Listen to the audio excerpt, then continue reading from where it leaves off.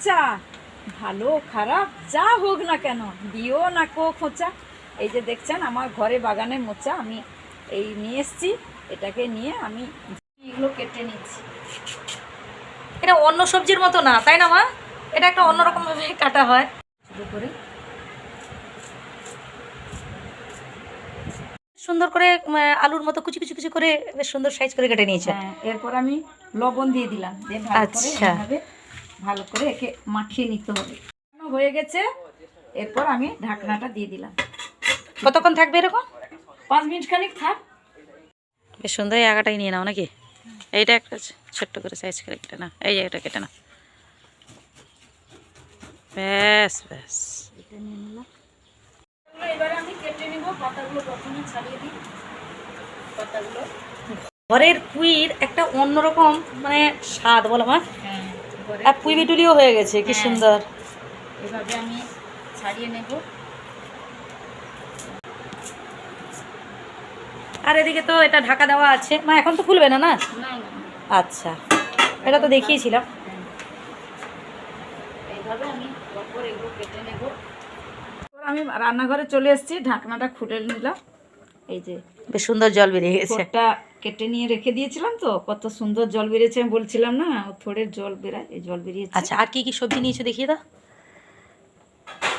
তার সাথে আমি নিয়েছি পুঁই ডাঁটা নিয়েছি, আলু নিয়েছি, বেগুন নিয়েছি, দাঁটি কচু নিয়েছি এবং অল্প পেঁপে পেঁপে নিয়েছি। নিয়েছো, বেশ ঠিক আছে। আর কড়াই তো এখানে কড়াইতে গ্যাস দিয়েছো। জ্বালিয়ে দিয়েছি, তেল দিয়ে দিলে। তেল দিয়ে দিলাম। তেল বেশ গরম হয়ে গেছে, আমি লঙ্কা দিয়ে দিলাম, কালো জিরা ফোড়ন দিয়ে দিলাম,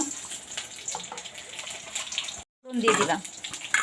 এরপর পেঁয়াজ কুচি দিয়ে দিলাম, থোড়টাকে কেটে রেখেছিলাম দিয়ে দিলাম।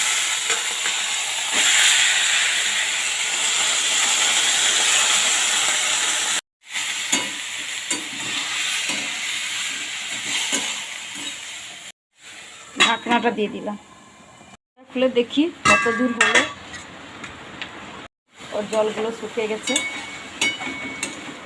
কাঁচা লঙ্কা যে দিয়েছিলাম, ওই কাঁচা লঙ্কা শুকনো লঙ্কা আমি দিইনি, কারণ শুকনো লঙ্কা পোকা।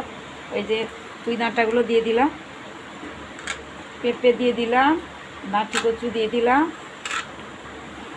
আলু দিয়ে দিলাম, বেগুন দিয়ে দিলাম।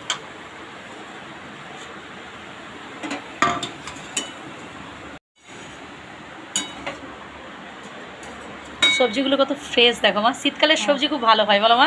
হ্যাঁ, শীতকালে সবজি ভালো। এরপর লবণ দিয়ে দেবো অল্প করে, গুঁড়ো গুঁড়ো দিয়ে দিল।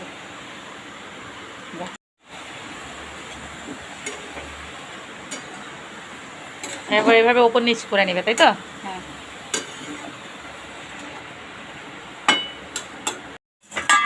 ঢাকনাটা দিয়ে দিই একটু।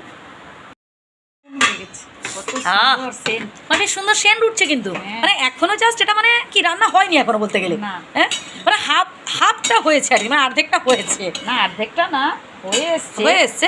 হুম। এই যে, আচ্ছা, এতে মশলা টসলা দিয়েছো? না কোনো মশলা দিলাম না, কোনো মশলাই দাওনি তো তুমি? একটু লঙ্কা গুঁড়া, হলুদ গুঁড়া। মানে জাস্ট মানে মা তুমি কেমন করলে মা? তোমার হাতে কি জাদু আছে মা? মা এই যে হয়ে গেল, সব ঠাকুরের দয়া, ঠাকুরের ইচ্ছা। মানে সত্যি বলছি বন্ধুরা, দেখুন সব আপনারা তো ঠাকুরের দেখতে পেলেন, মানে জাস্ট মা কিছুই দেয়নি, মানে মানে কিছুই দেয়নি, কোনো মশলাই দেয়নি। আর শেষে মনে হয় একটু দেবো একটু। এটা কি মা? জিরা গুঁড়া করে রেখেছিলাম, আচ্ছা, আচ্ছা, ভেজে জিরা গুঁড়া করে রেখেছিলাম, এই ছেড়ে দিই। মানে মশলা বলতে জিরা গুঁড়াই তুমি দিলে? হ্যাঁ, হ্যাঁ, ব্যাপক বন্ধুরা।